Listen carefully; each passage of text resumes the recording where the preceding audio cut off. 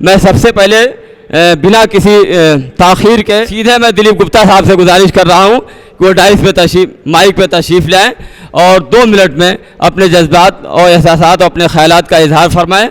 उसके बाद में मोहतरम जनाब वासिफ़ फारूकी साहब अपने ख्याल का इजहार करेंगे। हमारे इस सम्मानित मंच बैठे हुए सभी बहुत ही काबिल, बहुत ही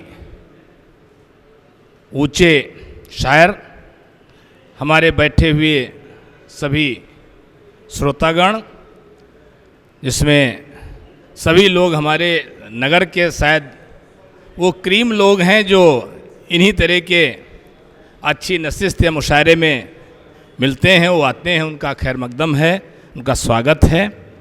आज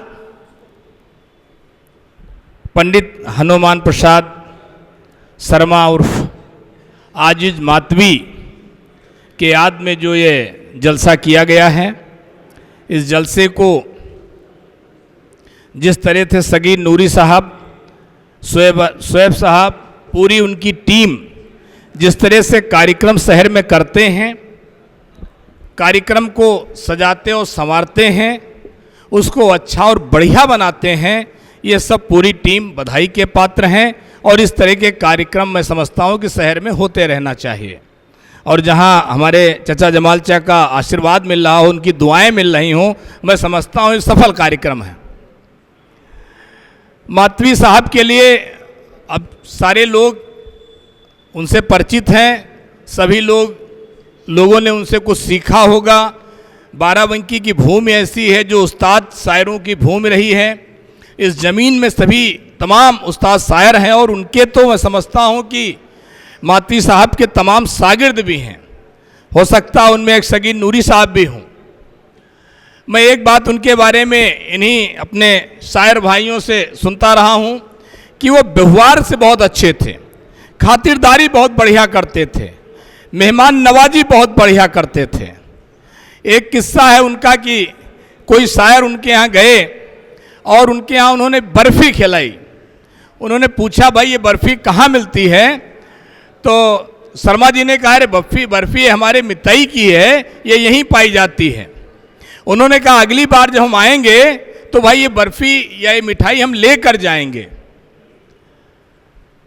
ये सौभाग्य था कि उसी समय कहीं फतेहपुर में मुशायरा था और वो शायर साहब भी उस मुशायरे में शिरकत कर रहे थे। उन्होंने वहाँ से बताया कि हम लोग आ रहे हैं। तो शर्मा जी ने पूछा कि आप कितने लोग आ रहे हैं? तो उन्होंने कहा, हमारी गाड़ी में 7 या 8 लोग हैं, हम सब लोग आ रहे हैं, लेकिन हम वो बर्फ़ी ज़रूर ले जाएंगे।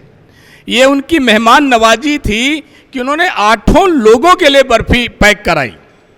ये एक बड़ी बात थी, क्योंकि हम उनकी जो व्यवस्था थी, रोडवेज में नौकरी करते थे, आर्थिक स्थिति बारे में हम लोग बहुत पता था, बहुत करीब हम लोग थे, लेकिन ये उनकी एक विशेष बात थी कि आए हुए सभी मेहमानों के लिए उन्होंने मिठाई पैक कराई। ये एक बहुत अद्भुत बात थी। आमतौर से सारे हमारे शायर लोग बैठे हैं, बड़े उस्ताद शायर हैं, बड़े क्षमा के साथ कहता हूँ कि शायरों से कुछ खाना पीना बड़ा कठिन काम होता है, लेकिन आजिज साहब ने ये काम किया। मैं जानता हूँ कि यहाँ बड़े बड़े लोग बैठे हैं, मेरा बहुत बोलना या यहाँ ऊपर डैश पर रहना शायर और आप लोगों के बीच एक बाधा है।